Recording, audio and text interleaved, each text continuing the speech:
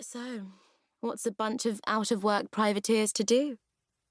Piracy. But they decided to be civilized about it. They founded a brotherhood in which they supported and treated one another as equals. They set up a code of honor, specific rules for how they would operate, as they continued to relieve the Spanish of their stolen gold.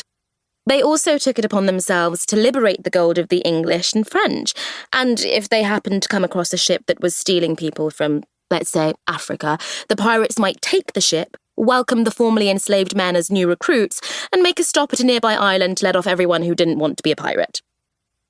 This didn't go over well with those who were trying to build an economy on human trafficking, so the rulers of Europe collectively decided that, seriously, piracy should stop being a thing.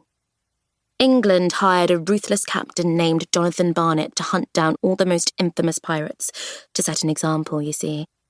You may have heard of some of these pirates, like Captain Blackbeard, the most notorious swashbuckler to sail the seven seas. Our version of Blackbeard is actually a combination of Blackbeard, Black Sam Bellamy, and a few other piratey guys who had black in their names. Then there are some buccaneers you probably haven't heard of, like Mary Read and Anne Bonny, the most notorious women pirates in the Caribbean. Being a lady pirate wasn't half bad. On a pirate ship, you didn't have to wear a corset. Your worth wasn't decided by who you married or how many babies you birthed. You could be free.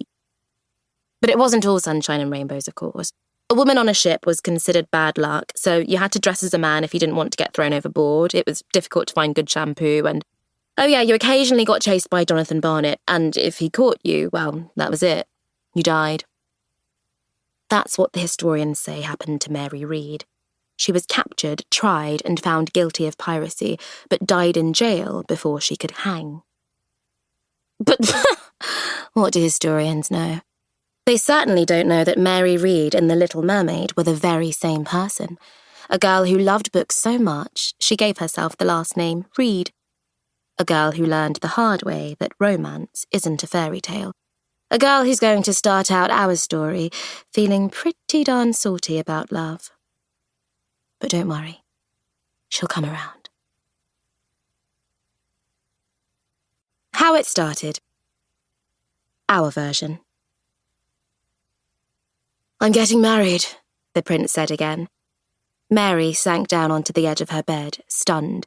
When he'd said it the first time, she'd assumed he meant he and she were getting married, and she'd been confused because she was pretty sure that the proposal was supposed to come before the wedding. But then he kept talking about something called a dowry, which was apparently a negotiation with the bride's family, and Mary slowly came to understand he wasn't talking about her, which meant that Charles, aka the prince, aka the love of her life, was getting married to someone else. "You'll be there, of course," Charles went on. "Even if Lavinia didn't want to invite you, I insisted." Mary stared at him. "Oh, right." Charles gave a sheepish smile. "I should have mentioned, I'm marrying Lavinia.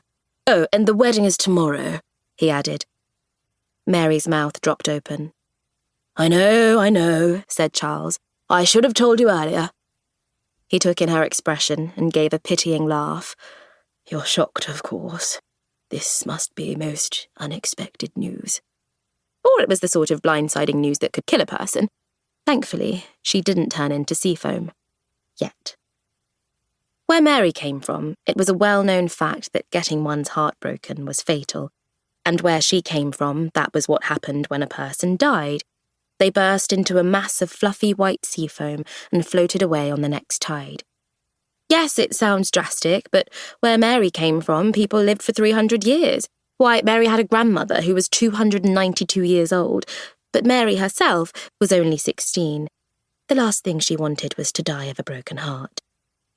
She pressed her hand to her chest and found the organ in question still stubbornly beating. It hurt, yes. There was an unpleasant squeezing sensation, but it hadn't killed her. Yet.